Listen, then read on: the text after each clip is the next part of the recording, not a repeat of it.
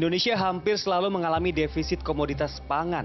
Untuk memenuhi kekurangan ini, pemerintah terus melakukan importasi. Dalam 2 tahun terakhir misalnya, pemerintah Indonesia mengimpor lebih dari 3 juta ton beras setiap tahun.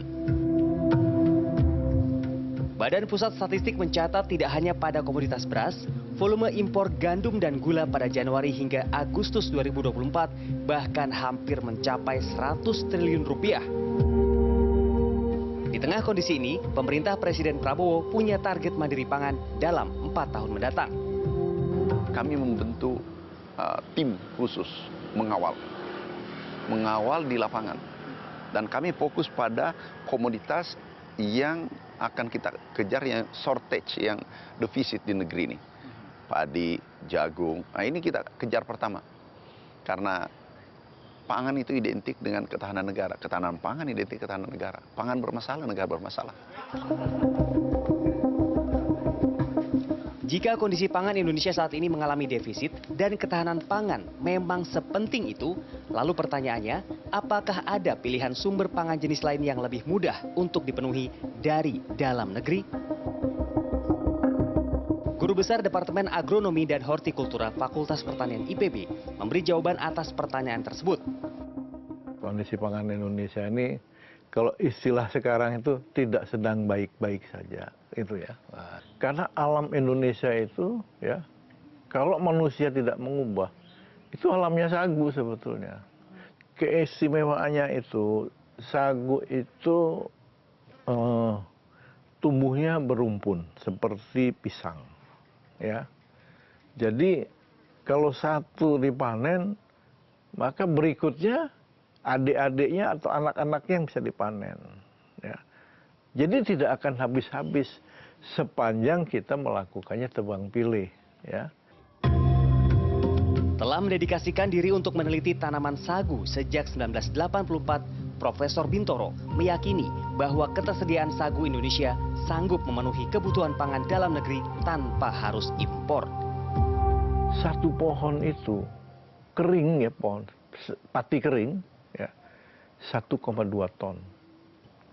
Saya pernah teliti di Aceh, ya, teliti di Riau, di Sumatera Barat, di Kepulauan Mentawai, di Lingga, di Natuna, di Kalimantan Barat, di Sulawesi Selatan, di Luwu gitu ya, di Sulawesi Barat, di Sulawesi Tengah, sampai Gorontalo, Maluku, ya. Itu banyak sekali itu ya, rata-ratanya itu 20-40 ton per hektar. Dari 5,5 juta hektar, 5,2 juta hektar itu adanya di Papua. Berarti kita itu menguasai sagu itu, ya. Tuh, jadi harusnya ya kita tidak lapar.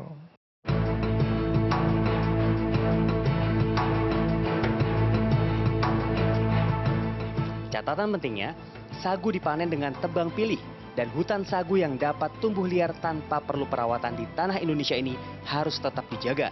Tidak digantikan dengan tanaman perkebunan maupun pertanian monokultur seperti sawit, jagung, maupun padi. 90% produksi dan potensi sagu di dunia ada di Indonesia. Bahkan sagu juga bisa diolah menjadi gula pasir, gula cair, beras, mie, bahkan bahan baku produk kosmetik.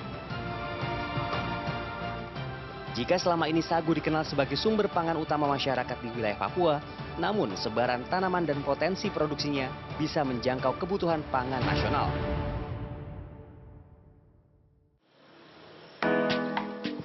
Untuk bisa menikmati pangan dari olahan sagu, saya tidak perlu jauh-jauh ke Papua. Di wilayah Bogor, Jawa Barat, sebuah kedai olahan sagu khusus menyajikan kuliner mie dan panganan dari pati dan tepung sagu.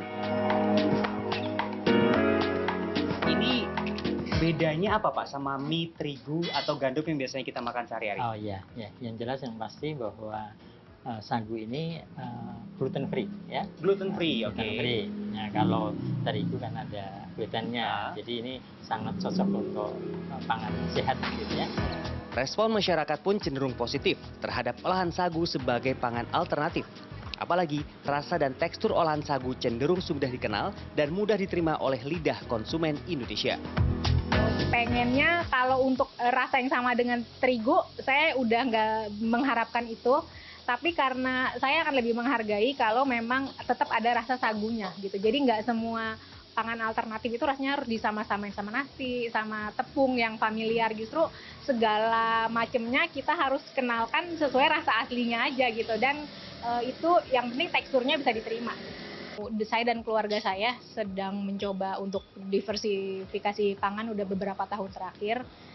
Jadi ini sesuatu yang pengen saya support sih sebenarnya. Kedai yang dikelola santri pondok pesantren ini bahkan membuat produk olahan sagu secara mandiri dari pati sagu menjadi aneka mie dan tepung sagu. Oke, ini kita coba. Bismillah. Ini yang udah jadi mie Jowo, mie dari tepung sagu atau pati sagu.